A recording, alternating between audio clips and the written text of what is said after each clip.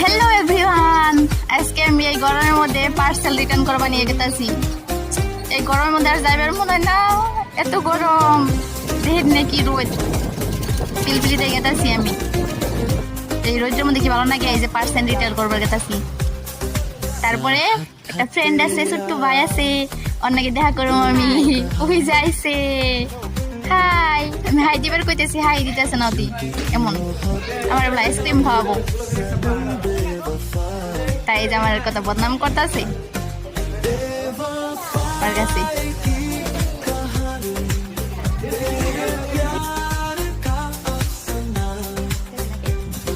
এই গরমের মধ্যে বলে আইসক্রিম খাই ভালো লাগছে, তাই আমার কইতেছে অতি। আমার বলে আইসক্রিম খাওয়াই বতি আজকে।